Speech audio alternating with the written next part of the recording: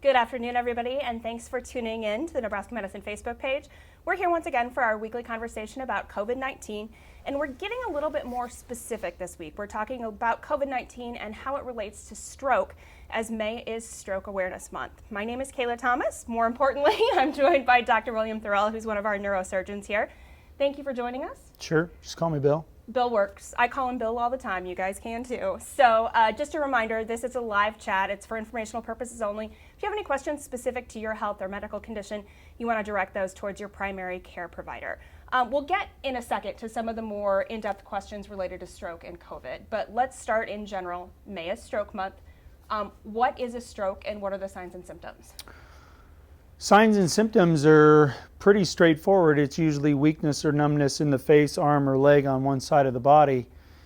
The cause of the stroke is essentially analogous to a person having a heart attack. It's a blocked blood vessel to a critical structure. A stroke is referring to a blocked blood vessel to the brain.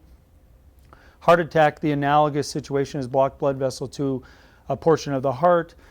There are types of strokes that we deal with that are types of hemorrhages of the brain, but most of the time when people are talking about stroke, they're referring to there's a blocked blood vessel to the brain.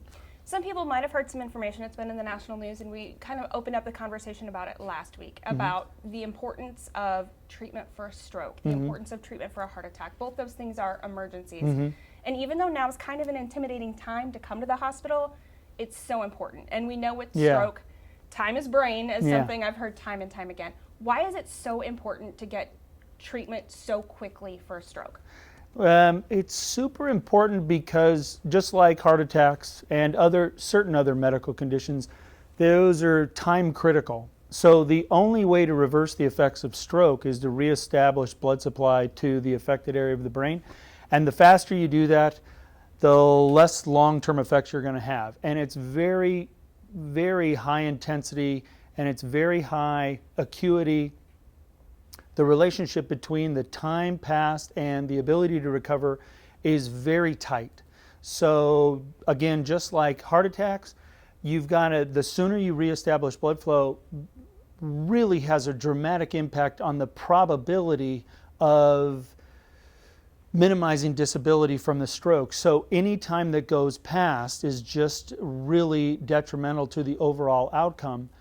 And in this time, people are, I think, afraid to come to the hospital because they're like, well, I don't want to get this other problem. And well, in the grand scheme of things, you're much better off coming and having the treatment for the problem that you do have than trying to avoid a potential problem down the road. And acquiring COVID-19 in a hospital is not particularly likely. It's pretty low likelihood as far as I'm aware. So you're better off going to the hospital and calling 911 when you have those symptoms and getting checked out. That's clearly the best option. And what's your take on some of those numbers that we have seen? And I know that we've seen them here at Nebraska Medical Center and at Bellevue Medical Center as well, with just a reduction in the number of patients that we're seeing. I don't know. We've talked about that a lot. I'm not exactly sure why that's happening. The simple answer is, well, people are afraid to call. I'm not sure that it's going to be that simple. It might be more complicated than that, and I think we're going to have to give it time to figure out exactly why less people are showing up literally, I believe, across the world. I think this is a worldwide phenomenon where there are less people presenting with stroke symptoms to hospitals across the world, but certainly across the United States. The flip side to that is there's also groups of people who are higher risk of stroke during this time, and it is, at least it appears to be related to COVID-19. So it's kind of this weird paradox. You've got less people coming for evaluation, but at the same time, there are people with very few risk factors for stroke, if any at all, who are actually presenting with stroke, bad strokes, and that's how their COVID-19 is being discovered. It's really this odd paradox of the two different problems happening simultaneously. And with those cases, that's one of the things that we're seeing in some of those younger. What's the age group that we're seeing in that combination of COVID patients who are presenting with stroke? Well, the reports that I've seen from the West Coast are talking about people that you wouldn't consider really high risk for stroke. Not only do they not have high blood pressure, diabetes, they don't smoke, they don't have those risk factors, but they're also not in the 60, 70, 80-year-old group that we consider the higher risk group. They're more in the 30, 40, 50 group. So it's a weird thing. You're like, well, that person, stroke's not the thing on the list. And lo and behold, that's what's happening. You're a neurosurgeon. You're used to things happening at a moment's notice. Obviously, this is an unusual time for anyone, medical professionals, the rest of the world in general. With people who wonder what it's like at the hospital, can you just explain how we're prepared to deal with all of our patients, not just COVID patients?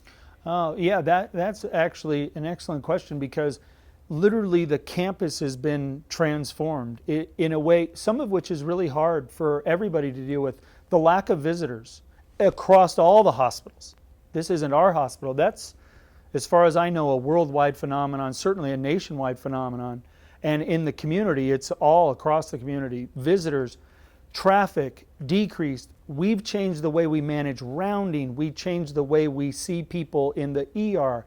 All of these things are changed in order to decrease or increase social distancing, essentially in the microcosm of the hospital, so that anytime somebody could have a COVID-19, we're making sure that anybody's minimized in their risk, whether they're a healthcare provider or otherwise, because we don't want to be part of the problem. The other thing is the ability to interact with our colleagues and the families and the patients is totally different, because we're all wearing masks. I mean, we don't know when we're going to be closer than we are right now.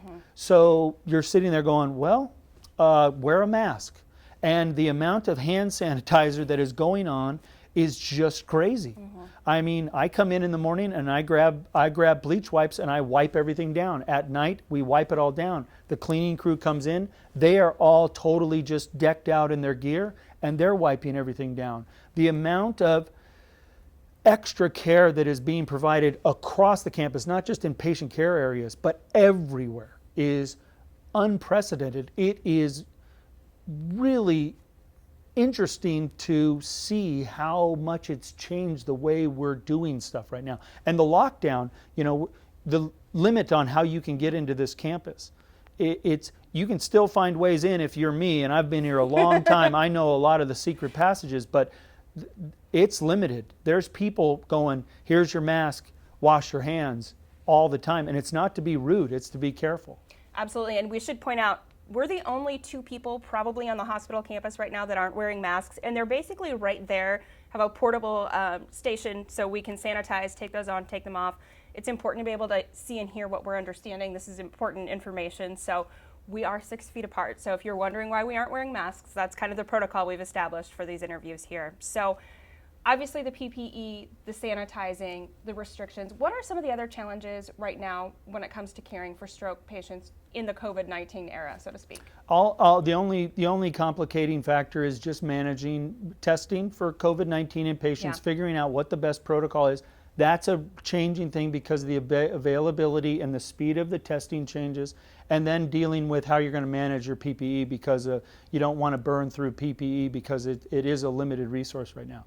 But families should know, obviously, we've got the staff here, we've got the PPE here, and if you are thinking that there's symptoms going on, if someone that you love is having stroke symptoms, the most important thing is to act quickly. See, he has his phone with him now. Are you good, Doctor?